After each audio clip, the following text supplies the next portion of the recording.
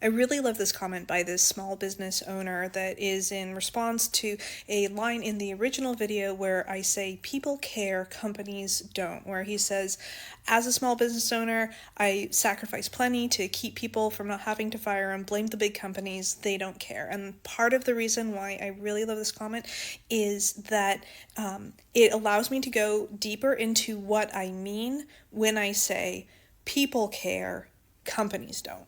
For those of you new here, hello, my name is Brittany. I'm a work stress coach and educator with over a decade of combined experience working with and helping burnt out overachievers. So when I say people care, companies don't, I want you to think of a company as a separate entity, a thing that kind of has its own very simple brain in and of itself. And even if you are the only employee of your business, you are the person and your business is the company. Now, I am also a business owner. I don't have any full-time employees, but I do have a number of contractors and a coach that I employ for my own self, etc. And I do have a separate business, Coaching with Britt. I am Brittany. I am the person. I am the CEO of this company. And viewing them as two separate things is actually really beneficial. So even if you are a company of one, you still have a company as a separate thing. And when you look at companies and say, oh, that's an ethical company, it's not that the company is ethical. It's that the people in the positions of power have strong ethics and they are willing to rein in what the business wants, which is to grow as quickly and as large as possible. But a company doesn't have its own values, ethics, morals. And as a company gets bigger, right, there are more people who can make these decisions, but also more people who can stop the right thing from happening. And there are also more pressures from people who have more of a vested interest in the money component, right? Like that's why you see, oh, we're doing it for the shareholders or the investors or whatever it is.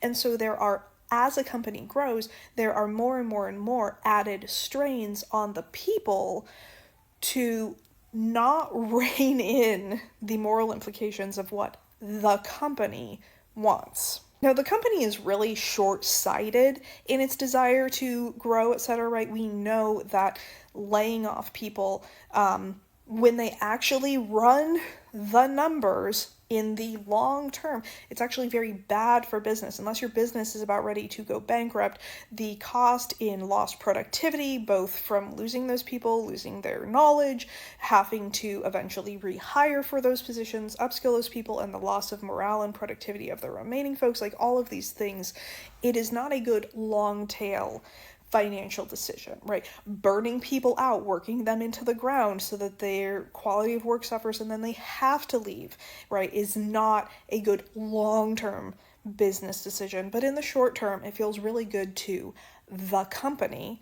But if the people are able to say, no, we're not going to create a toxic culture where people feel like they have to work 80 plus hours. We're not going to do these massive rounds of arbitrary layoffs right before the Christmas season to cook the books or whatever.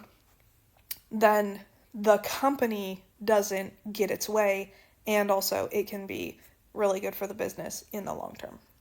When you recognize that you as the business owner are responsible for reining in some of these outside pressures of the entity of the business, then it allows you to be a little bit more vigilant, and not like hyper vigilant, paranoid, but just aware in a similar way of people who think that advertising doesn't work on them are more susceptible to advertising messages because they're not actively questioning, do I actually want this product or is it effective marketing? In much the same way, it's like, is working with this, brand deal, for example, does that align to my values? Because working with a brand, if they're going to pay you a lot of money, right, that's a good business decision.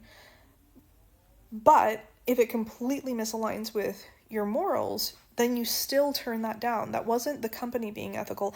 That was you weighing in the lack of ethics of the company, even if it's a company of one.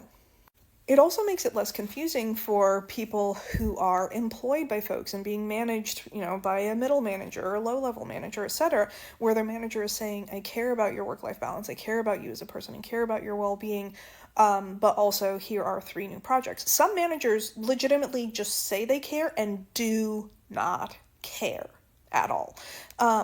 But there are some managers who are being put in positions where they're being asked to deliver on these things. They're getting outside pressures from the company. It's all trickling down, etc. And there's only so much they can do.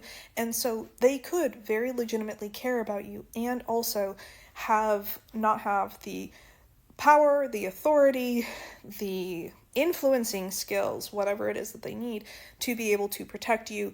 And at that point, you have to be the one to say no, to set those boundaries. And I always tell people, when you set and attempt to enforce boundaries with your company will tell you everything you need to know about whether or not that's a safe place to work. So I stand by what I said. People care, companies don't.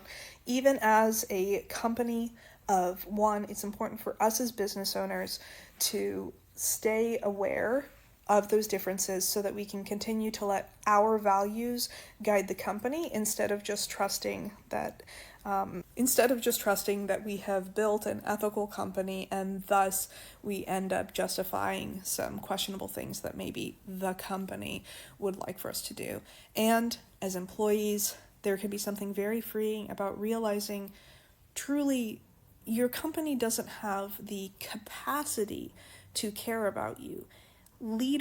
Specific leaders will care about you, but even they are going to have, as the company grows and matures, increasing pressures put on them to work against your best interest, even if they do want to care about you.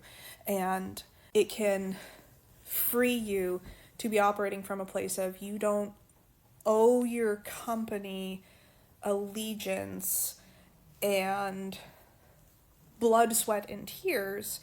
You're providing a service and they are providing you monetary compensation for that. And that's really where your relationship between you and the company itself has to go. Let me know in the comments if all that made sense, and follow if you struggle with burnout.